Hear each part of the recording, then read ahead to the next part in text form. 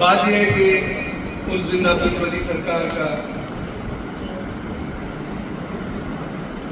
جب میں اکھوڑی میں آیا تھا،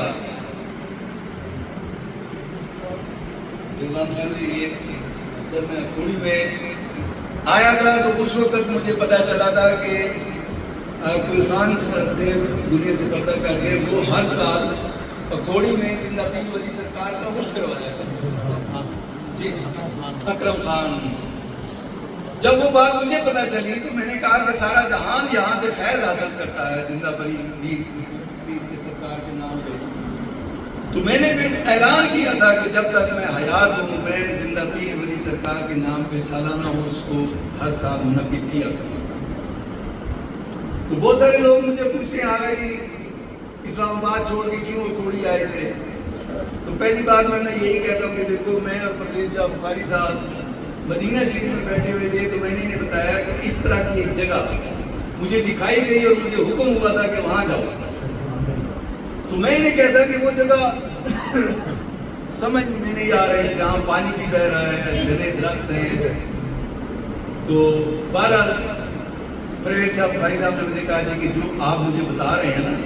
وہ ایریا ہمارے گاؤں کے ساتھ بوٹا کے ہیں پرویز صاحب بخاری صاحب، اور انہوں نے مجھے بتایا کہ اکھوڑی میں اس طرح جو آپ بتا رہے ہیں کہ چشمے بھی ہیں، درخت بھی گھنے ہیں، تو وہاں آپ میرے ساتھ چلیں۔ تو پھر ہم نے الحمدللہ مدینہ شریف میں یہ ڈاکٹر صاحب بھی ہمارے یہاں موجود ہے، ہر سال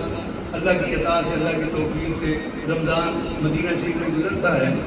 تو پھر بخاری صاحب نے کہا کہ جب واپس جائیں گے تو میں آپ کو وہاں پہ وزٹ کر سکتا ہوں۔ تو جیسے ہی واپس آئے تو دوسرے ہی دن حالانکہ لوگ مجھے ملنے کے لیے آ رہے تھے، مبارک کے لیے آ رہے تھے، تو میں نے سب سے معذرت کی کہ مجھے جانا ہے۔ میں نے پرویز صاحب بخاری صاحب کو کال کی کہ میں آنا چاہتا ہوں وہ جگہ دیکھنے کے لیے، انہوں نے کہا جی آ جائیں۔ تو پھر میں جب جیسے ہی یہ چلا گاہ کے اندر داخل ہوا تو میں نے پرویز صاحب بخاری صاحب کو بتایا، دونوں ہاتھ کھڑے کر کے کہ یہی جگہ ہے جو سرکار کے در سے مجھے دکھائی گئی تھی۔ پھر یہاں میں نے چلا کشیوں کا آغاز کیا، وہ بھی روحانی طور پہ مجھے حکم ہوا تھا۔ جب چلا کشیاں زیادہ یہاں پہ ہوئی تو پھر مجھے روحانی طور پہ حکم ہوا کہ اب یہیں پہ بسیرا کرو، یہاں پہ کیا ہوگا۔ اب بات یہ کہ جو لوگ اسلام آباد کو جانتے ہیں سمجھتے ہیں انہیں پتا ہے کہ اسلام آباد چھوڑ کے اس جنگل علاقے میں آ کے آباد ہونا کتنا مشکل ہے، پر یہ بھی اللہ کی توفیق سے تھا۔ جب اللہ کی طرف سے حکم تھا تو پھر اللہ نے میرے لیے اسباب بھی پیدا فرما دیا۔ تو آج آپ لوگوں کے سامنے ہے کہ 20-22 سال سے میں یہاں پہ ہوں الحمدللہ۔ پھر جب مجھے یہیں پہ رہنے کا حکم ہوا، پہلے نیچے اللہ نے مجھ سے اپنی مسجد تعمیر کروائی، آستانہ بنوایا، لوگوں کی خدمت گزاری کے لیے وہاں بیٹھا، پھر حکم ہوا کہ اوپر آؤ۔ یہ ایک لمبی کہانی ہے جو عام میں بیان نہیں کرتا ہوں، کہ جب مجھے حکم ہوا تھا کہ تم میرے پاس آ جا، میرے پاس آ کے قیام کر، تو میں ڈھونڈتا پھرتا تھا۔ مختصر بات کرتا ہوں، لمبی ہو جائے گی کیونکہ ہم نے ظہر کی نماز کیا تھا۔ قاری صاحب کتنی تشریف لے گئے آ جائیں۔ تو جب مجھے حکم ہوا تو پھر میں نے یہاں پہ آ کے قیام کیا۔ سارے جو اسلام آباد سے میرے پاس آتے ہیں رضوان خان جی، وہ یہ کہتے تھے آغا جی یہ کہاں،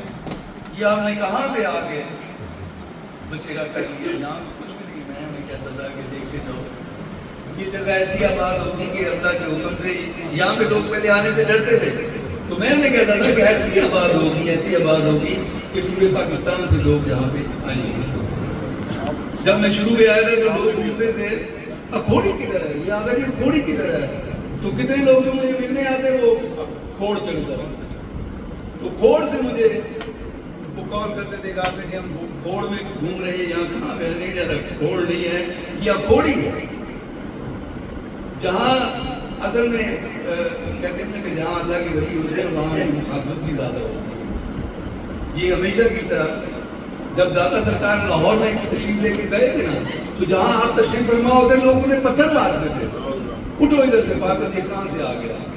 تو پانی چھوڑ دیا کرتے تھے۔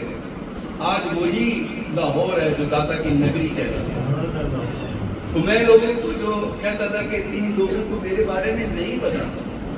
یہ مجھے نہیں جانتے، ان کا حق بنتا ہے میری مخالفت کریں،